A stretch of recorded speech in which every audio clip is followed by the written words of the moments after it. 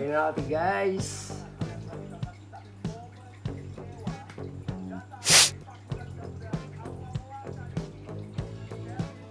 Ayo Pak Kevin Dix. Kevin Dix.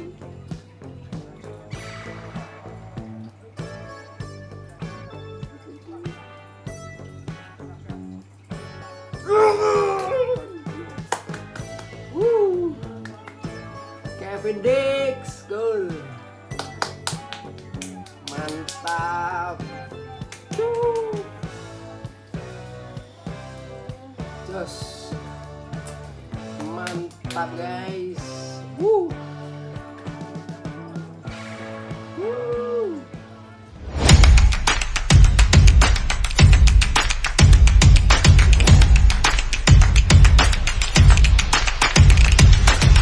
Oke, selamat siang Sobat Balcipak. Hari ini singkat saja kita akan membahas laga timnas semalam. Ya tahu sendirilah ya gimana, sempat nonton di skor 3-1, akhirnya saya nggak kuat nontonnya, nggak kuat karena dari permainan sepertinya Indonesia masih sangat jauh lah ya levelnya dari Arab Saudi, karena Arab Saudi ini adalah peserta aktif Piala Dunia. Setiap tahunnya mereka selalu tampil, selalu ikut. Jadi kayaknya memang secara apa ya, tipe permainan juga kepelatihan dan segala macamnya sebenarnya bisa dibilang masih jauh lah ya. Dia mengingat juga kemarin Arab Saudi di Piala Dunia 2022 mereka mengalahkan Argentina di pertandingan pertama, itu ya hitungannya sudah bukan levelnya Indonesia ya. Tapi yang pengen saya bahas bukan masalah itu sih. Dimana kayak banyak perdebatan ketika Indonesia kalah, banyak fans Indonesia memperdebatkan wah ini salah pelatih, salah pemain, salah ini, bahkan ada yang sampai rasis. Menurut saya pribadi itu sangat tidak perlu, sangat tidak etis buat diomongkan, karena berkata sepak bola pasti ada yang menang, ada yang kalah. Tapi walaupun emang iya sih dari segi permainan mungkin kita tidak akan berdebat dan sepakat bahwa kepelatihan di eranya Kluivert itu memang agak berbeda dengan pelatih sebelumnya Sintayong. Tapi menurut saya bukan itu intinya, dimana kita ya dukung aja gitu loh. Kalau emang kalah ya sudah, dan kalau emang kita berhasil ya kita patut syukuri. Siapa sih yang nggak mau Indonesia bisa lolos di Piala Dunia musim 2026? Tapi kan keterbatasan kita juga harus realistis bahwasannya Indonesia itu bukan levelnya tim seperti Arab Saudi, Jepang, Korea yang mereka menjadi peserta aktif yang bahkan tidak pernah tidak lolos ya kan di beberapa tahun terakhir ini.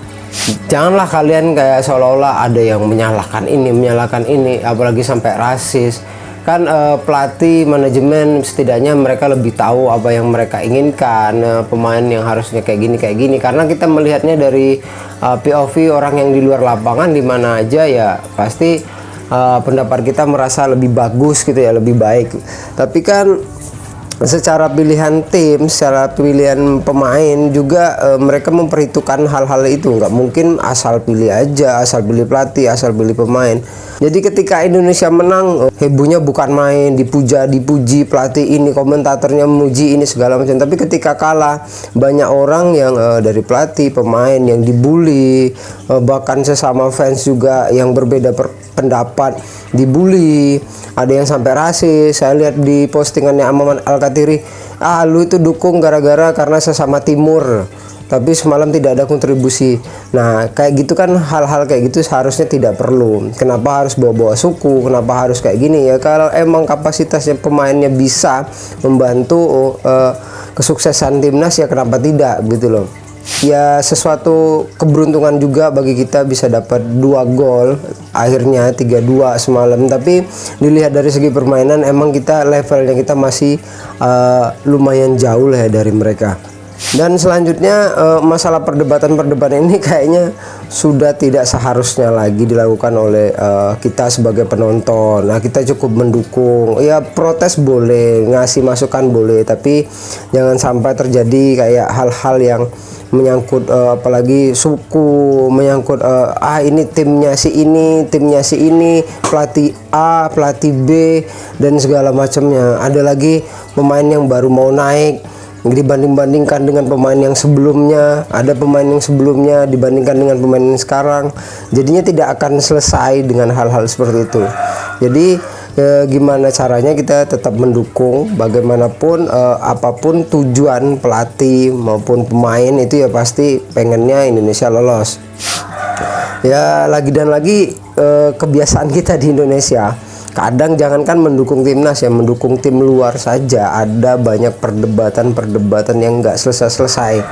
Ada fansnya Messi dan Ronaldo, tapi yang paling penting adalah poinnya bagaimana kita mendukung terus, tetap memberikan masukan, memberikan dukungan, tapi tanpa harus ada embel-embel bulian, tanpa harus ada embel-embel menyalahkan si ini, menyalahkan si itu.